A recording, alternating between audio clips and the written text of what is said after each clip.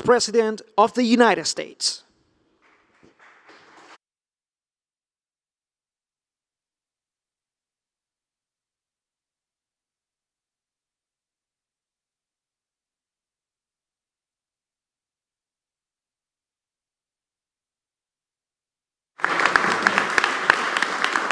Thank you all. Good to see you guys. Thank you. Here, have a seat, please.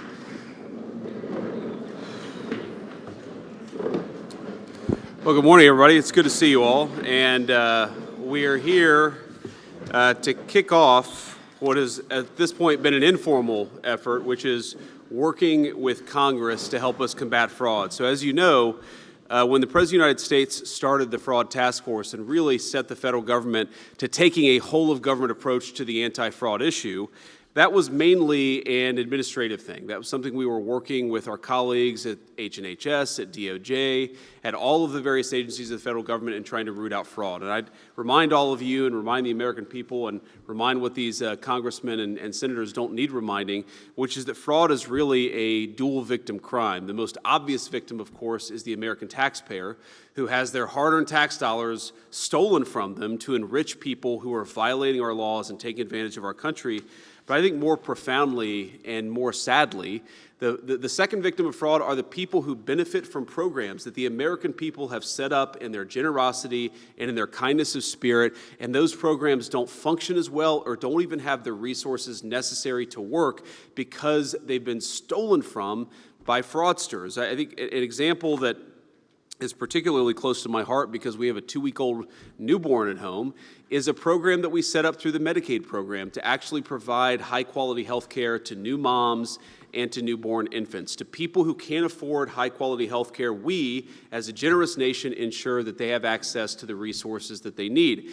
And yet, we have, working with DOJ and others, we have identified, prosecuted a number of cases of people where they have taken from this program, not provided an ounce of service to a new mom or a young baby, and enriched themselves by literally taking money from the medical care of newborn infants. This is despicable behavior, and it's something that we've allowed to go on for too long in the United States of America. I'm very proud that you could not just look at these sort of qualitative stories about what's going on, but we can actually measure the success of the Fraud Task Force. Working with Andrew Ferguson and with Steve Miller, two of the great all-stars of the Trump administration, we have been able to identify $230 billion of fraud just since the Fraud Task Force was set up, and that's frankly by conservatively estimating it. Andrew and I had a meeting in my office last week, and he said, do you want to estimate it conservatively or do you want to estimate it aggressively? And I said, well, I kind of want to estimate it aggressively, but then all you people will criticize us. So let's estimate it conservatively so that we can give the American people the most rock-solid explanation of how this task force is working to protect their money. We've been able to stop $56 billion in fraudulent payments that would have otherwise gone to fraudsters rather than to the people who need them. And in the process, we've saved, obviously, the American people a lot of money. But as much as we've done and as much as we've had great successes, and this brings me to my final point before I kick it over to Andrew, this effort will fundamentally always have a limitation unless our colleagues in the House and the Senate are working with us. We don't want the next administration, whoever, God forbid, you're going to have President El Sayed in 3 years. We don't want him to undo all the incredible work that we've been doing when we've been taking out the fraudsters and saving the American people money. And in order to make this really work, we need our colleagues in Congress to really codify some of this stuff, to make sure that it becomes law. And again, this is the sort of thing where, while I see only Republicans surrounding us today, we really have been able to work in some cases with Democratic governors and Democratic attorneys generals on the anti-fraud task force. And we would love, I'm not necessarily holding my breath, but we would love to work with Democrats in Washington to codify some of the anti-fraud actions that we've taken and to take it to the next level. There are a few things that we really need to do and that we can't do at the federal government without the cooperation of the Congress. And the first that I would say the most important of these is data sharing. So when we've looked at the anti-fraud efforts that we've taken, one of the weirdest and most difficult parts of this is the black box that exists around certain state programs. So for example, the SNAP program, which provides food resources to low-income people. It quite literally feeds hungry moms and children in our country, something that is very important and that I know every person at this table supports. We know that there is a lot of fraud in the SNAP program. We know that there are illegal aliens who benefit from the SNAP program, people who have no legal right to be in the country. We would like to stop that. But I think the American people would be shocked to learn, because I was certainly shocked when I learned it a few months ago, that when we send tax dollars to the states to administer the SNAP program, we have no visibility into who is ultimately getting those benefits. In other words, if the state of California gives those food stamp benefits to an illegal alien, to a violent criminal, the federal government has no visibility, and sometimes the states themselves have no visibility. So we need to work with Congress, and we need some legislation that would actually force some data sharing between the state governments and the federal governments. We need to know where your tax dollars are going. And if the state of California or the state of New York isn't going to tell us, we need Congress to force them to tell us. And I think that's the first and most important thing that we would like to do. The second is that we would like to see stiffer penalties for fraudsters. One of the things I said at the very beginning of the task force is that I was shocked by how often we would just let low-level fraud go. Like $1 million of fraud, that's a lot of money. A person who would enrich themselves to the tune of $1 million, sometimes we wouldn't even prosecute this stuff. And even when we do prosecute it, we are limited by the penalties applied. The most important thing that we can do in prosecuting fraud is to make sure that the people who engage in fraud actually suffer some real penalties. And so we would love to work with all of you and see some stiffer penalties for the people that we're successfully prosecuting. We are throwing a lot of people behind bars, but we're limited by in some ways, by the statutes that exist. We'd like to change those statutes and actually make it harder for people to commit fraud, and make sure that when they do commit fraud, they go to jail, and they go to jail for a long time.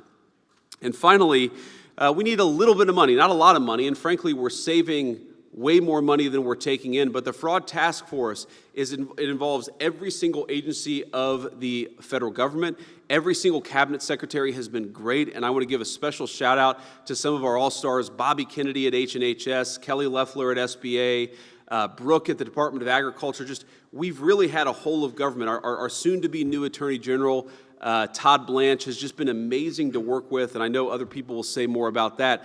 But we need a little bit of resources, because while we're saving the American people billions and billions of dollars, and we're not spending very much, we need a little bit more appropriated to expand this fraud effort. I think we'll save even more money in the process.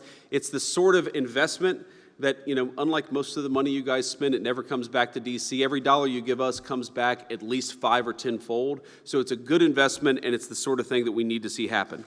But without further ado, I want to kick it over to our amazing co-chair of the task force, Andrew Ferguson. You see him on TV. He's amazing. But most importantly, behind the scenes when he's not on TV, he's doing amazing things for the American people. This whole thing would not work, and would not work as well were it not for Andrew's hard work. So great job. Great to see you. Thank you, Mr. Vice President, and welcome to all my friends from the Senate and from the House. We're very pleased that you're here. I want to thank President Trump for creating this task force and assembling us here today. He is the first president in American history to take this fraud issue, which is an existential crisis for the American Republic, seriously, and none of this would have been possible without him. And second, the Vice President. The only way to confront fraud through the whole federal government is to have the guy that sits atop the rest of the federal government in charge of it. Nothing that this task force has accomplished, and the Vice President just read a lot of the amazing accomplishments of the task force, the whole federal government, is possible without the leadership of the Vice President of the United States. Fraud is not just about the numbers. We hear about the big numbers, we just heard them today, but fraud hurts real people. It hurts all of us by taking our hard-earned money out of our pockets and putting it into the hands of the most reprehensible people in this country. And second, it hurts real people in specific physical ways. The best example I have of this involves skin substitutes. Fraudsters, up until this year, were performing unnecessary surgeries on elderly Americans in hospices and nursing homes because they would then submit those claims to HHS, and HHS was reimbursing those claims to the tune of billions and billions of dollars a year. Fraud doesn't just hurt us all in our pocketbooks, it physically is maiming real Americans, and that's what this is about. It's not about the numbers at the end of the day, it is about protecting ordinary Americans from the worst of us. The second thing about this fraud effort that is so important is that it is about restoring social trust in America. All of the programs that the fraud effort has focused on were set up for a high-trust society. The Vice President was just explaining the difficulty in obtaining data to fight fraud. When Congress was creating these programs, some of them almost 100 years ago, we didn't expect that these programs were going to be attacked by fraudsters to the tunes of billions and billions of dollars a year. We expected, because that's the America that we were, that everyone would play by the rules, that the money turned over to help our friends, our families, and neighbors would be made available only to the people who really needed it. And that is just not true anymore. And so this effort is not just about protecting our programs, making sure that fraudsters don't bleed them so dry that they cease to exist. It's also about restoring social trust in this country. And so with that, I want to talk about two of the things that I think Congress can do to help us address both of those problems. The first is on social trust, and the Vice President touched on this just a minute ago. People commit fraud against our programs because it is relatively easy. And one of the reasons that it is easy is that the punishments associated with much of the fraud are relatively low. We have seen what can happen in America when you really vigorously enforce the laws. Just take the last year and a half in this country. Violent crime is at an all-time low, and that's for two reasons. Number one, thanks to President Trump and Stephen Miller and others in the administration, the border is sealed and the criminals are not coming here anymore. And number two, thanks to Todd Blanche and the men and women of the Justice Department, we are vigorously enforcing our criminal laws and making sure that people who commit crimes suffer the consequences. That has to be true for the fraudsters. Every single person who considers raiding one of our agencies and taking money out of our pockets needs to think long and hard about what might happen to them if they are caught. And under this Justice Department, they will be caught. And so we want to work with Congress to dramatically increase the sentences associated, even with low-level frauds, to incent both the Justice Department to prosecute all fraud all the time and to make every fraudster think long and hard about whether it's worth facing a long time in jail before deciding to raid our programs. And then the second thing that we need to focus on has to do with another thing that the Vice President talked about, which is data sharing. Fraud is easy because data is difficult to get, and data is the enemy of fraud. One of the things that the Vice President has accomplished using this task force is that almost all of the agencies are now using automated AI-driven tools to find the fraud before the money leaves the agency. But the only way that works is if we have data. And right now, data sharing is difficult, and for a lot of our programs like SNAP, which is an incredibly important program that we want to protect in this country, like the Vice President was just explaining, states don't have to share data with us in order to participate in the program. Data sharing should be a requirement for participating in these programs because that will unleash the power of American AI ingenuity and innovation in these agencies to stop the fraud before it happens. Because once it goes out the door, it's very difficult to get back. The pay and chase doesn't work. And so the way you stop fraud is you keep Americans' hard-earned money in the agencies unless it's going to someone who actually needs it. And for that, we need data. We need data to make sure fraudsters don't get it, non-citizens don't get it, and the only way for that to happen is if we have data. And the easiest way for that to happen is not through rulemakings, it's not through guidance, it's Congress stepping up and saying, if you want to participate in these programs, if you want access to American taxpayer dollars, you have to share data so that we can fight fraud. And any state who doesn't want to share data, we should learn a lot about the leadership of that state. If they want to protect fraud more than they want to protect ordinary Americans, something really rotten is happening in that state. So those are just two of the things that we want to work with Congress to accomplish here under the Vice President's task force. And with that, I'll turn it over to Stephen Miller. Thank you very much. Thank you, Mr. Vice President, for your leadership on this bold and existentially important initiative. Thank you to Mr. Ferguson for your incredible work and stewardship of this task force. And of course, thank you to President Trump for his extraordinary leadership in establishing this task force, assigning this portfolio to the Vice President, and providing direction, focus, and determination to the whole U.S. government. It's great to see all of my friends in the House and Senate who are here today, who have been such tremendous allies, not only on this issue, but so many issues, and in some cases for a very, very long time, since 2015 and before. And so, thank you all. I want to pick up, because this is something that I've encountered on a daily basis on a theme that both the Vice President and Andrew Ferguson have mentioned, which is the lack of criminal responsibility, the lack of criminal punishment for egregious fraud in this country. It is, first of all, true, as the Vice President said, as hard as it is to believe, that for most recent history, which in the case of these programs would be in the history of these programs, if you committed $1 million of fraud or less, you were unlikely to ever be criminally punished in any way at all. And if for some strange reason in the past, a bureaucrat had the courage to defy that agency guidance and actually bring you to trial and put you in front of a jury, you'd be unlikely to do any real jail time at all. And this may be hard to believe, that you could steal hundreds of thousands and ultimately millions of dollars and not do any significant jail time. Again, you can look at the sentences for the Feeding Our Futures fraud, which is one of the largest frauds in the history of any country anywhere in Minnesota, to see this. And there's a lot of reasons for that. I think probably the simplest, least conspiratorial explanation is that when Congress was drafting these statutes, they still lived, to use the phrase that used a lot today, in a high-trust society, and it eclipsed their imagination that there would be systemic, widespread, continual lying, fleecing, and organized crime to rip off hundreds of billions of dollars from the American taxpayer, which is what has happened. So there needs to be strict, clear, mandatory minimums. Because by the time you've been convicted, you have already proven to a jury, this is not a civil punishment, this is you've proven to a jury beyond a reasonable doubt that you deliberately, willfully, maliciously engage in a scheme to steal from the American taxpayer and from those in genuine need.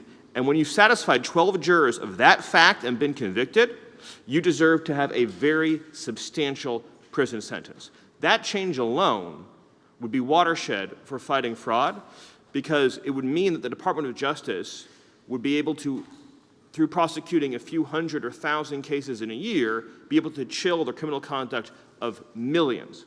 Whereas right now, no matter how many people you prosecute, you're still left with the criminal element thinking, I'm willing to risk 6 months in jail for $5 million in ill-gotten gains. And we've reached a point, and again, only because of President Trump and the Vice President's leadership is this happening. We've reached a point as a country, until we came along, as hard as it is to believe, where we have federal law enforcement in cities around the country who have to conduct weeks or months-long investigations of daycares where there are no children present at all, to be able to then go into a court of law and say, no kids on Monday, no kids on Tuesday, no kids on Wednesday, no kids on Thursday, right? And this is the real thing. We have federal law enforcement officers who then they have to issue subpoenas and search warrants to get phone records, email records, financial records. And what does it all end up with?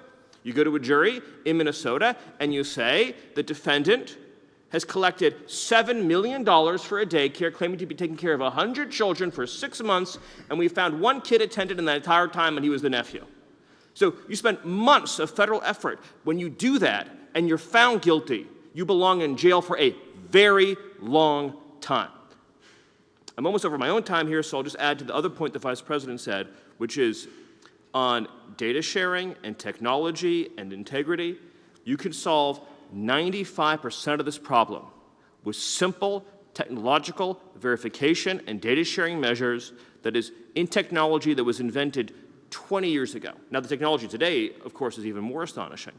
But if every single person who wanted to enroll in SNAP or enroll in Medicaid or enroll in public housing was in a shared database that the federal government had access to verify age, citizenship, criminal record, other basic biographic facts, that single step alone would save taxpayers hundreds of billions of dollars. And you have to ask yourself, why would any politician oppose something so fundamental? We're not even debating eligibility rules, an important but separate debate. We are debating whether or not a person is lying to the government to extract funds for which they are plainly and clearly ineligible. The time has come to implement these reforms. Thank you, Mr. Vice President. Thanks, Tim. Vance? Thank you, and good morning, everyone.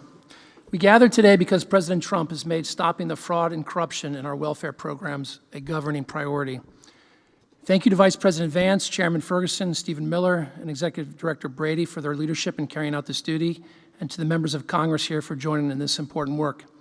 In the time I have, I wish to offer 10 very practical, common sense, and likely very popular proposals to fight fraud in our welfare programs for congressional consideration. 1, all government agencies must verify that every Medicaid provider or SNAP retail store is actually legitimate and eligible for payment before any payment is issued, rather than paying first and checking later.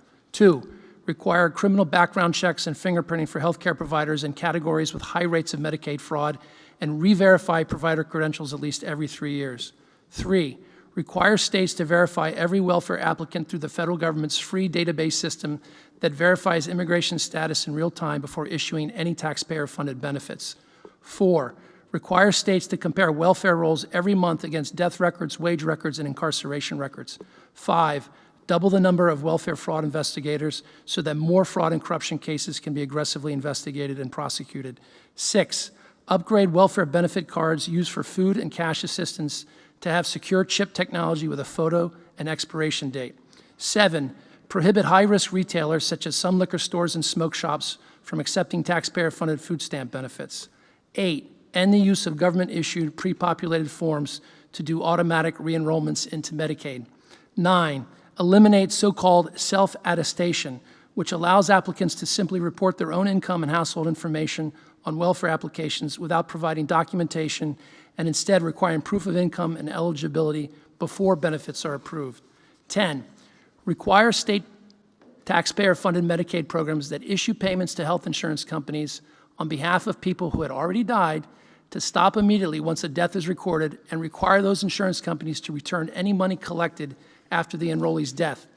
Finally, I suggest that members of Congress call out as corruption the behavior of state and local leaders who refuse to enforce common sense fraud controls or purposely embrace loopholes that avoid individual eligibility validation, allow self-certification of eligibility, expand eligibility far beyond what Congress intended, and as a result trap millions of able-bodied adults into a life of dependency.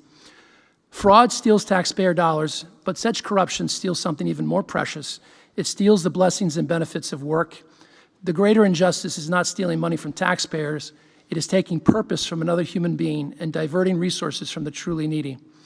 Every year an able-bodied person spends trapped in unnecessary dependency is a year not spent developing skills, earning promotions, providing for a family, serving a community, or discovering what they are capable of becoming. This corruption fraud occurs when public officials knowingly tolerate or design systems that deny people the benefits and blessings of work because dependency serves personal, political, or institutional interests. Whenever public officials knowingly preserve systems that deny able-bodied Americans the blessings of work, whenever they choose to look away because dependency serves such interests, people suffer, not because they lack talent, not because they lack dignity, but because those entrusted with public authority failed to act. Our responsibility is to root out fraud and corruption in our welfare systems, send people to jail who steal benefits, and make it impossible for public officials to escape their responsibility to establish systems of accountability and program integrity so that more Americans will realize the benefits and blessings of work. Thank you. Great. Well, thank you, Vince, and thanks to everybody else for being here. We are now going to have a conversation about exactly how we can better work together, about how we can advance some of these legislative priorities. But we're going to do that conversation without 100 cameras in the room. So to the press, thank you for being here. We'll see you soon.